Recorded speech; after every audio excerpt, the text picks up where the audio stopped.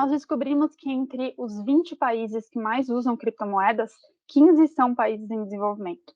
Entre eles, por exemplo, o Brasil está na lista entre o 11º, então foi uma descoberta. E também nós fizemos pesquisa para entender um pouco melhor por que famílias em países em desenvolvimento estão utilizando criptomoedas, e isso vai desde razão de proteção de inflação, né, de proteger a riqueza da família, até facilitar remessas, mas essas vantagens são muito circunstanciais. Então, enquanto o ativo das criptomoedas estavam aumentando, isso poderia fazer algum sentido, mas, claro, eles envolvem muito riscos, incluindo, né, a queda do preço colocou em xeque esse rendimento, e você tem casos de, né, fundos perdidos, proteção ao consumidor não existe. Então, foram algumas tentativas, mas isso não significa que para as famílias isso é algo positivo. O primeiro risco que a gente nota é o risco para quem investe em criptomoedas.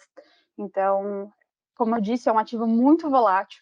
Então, famílias que investem, elas podem ver do dia para a noite a sua riqueza diminuir muito. Então, é um ativo muito arriscado, apesar de muitas pessoas investem e não compreendem totalmente os riscos que elas estão expostas. Então, o primeiro risco é um risco para as famílias, para os investidores que estão envolvidos com as criptomoedas, mas, além disso, também tem um risco para a estabilidade econômica dos países em desenvolvimento.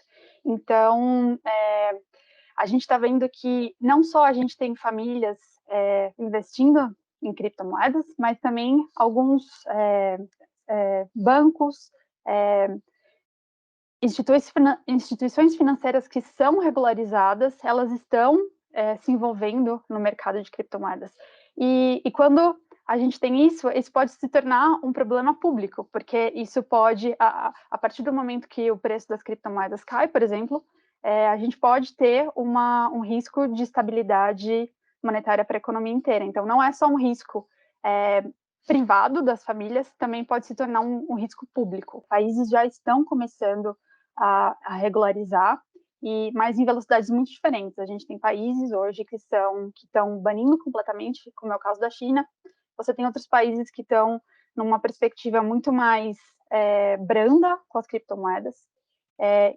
Então, a gente está vendo que essa diferença de regulação, a gente precisa de uma normalização, porque essa diferença pode levar a que investidores tentam explorar diferentes regulações e a despeito do impacto para o setor público. Então, é muito importante que os países tenham uma regulação básica no que diz respeito à regulação de criptomoedas. El Salvador foi, até agora, o único país que definiu Bitcoin como uma moeda de curso legal. E tinha muita expectativa que isso poderia resolver muitos problemas dos países em desenvolvimento. E, na realidade, o que a gente está vendo é o contrário. Então, tinha muita promessa que as criptomoedas, né, o Bitcoin, no caso do El Salvador, ia aumentar a questão da inclusão financeira e aumentar remessas de imigrantes, que é um recurso muito importante para vários países em desenvolvimento e para El Salvador. Mas a gente está vendo que isso não se concretizou. Então, você tem somente cerca de 10% da população em El Salvador está usando Bitcoin de maneira corrente. E, segundo dados mais recentes, menos de 2% das remessas de imigrantes que vão para El Salvador são canalizadas para criptomoedas. Então, na realidade, essas promessas de resolver alguns dos problemas dos países em desenvolvimento não foram respondidas.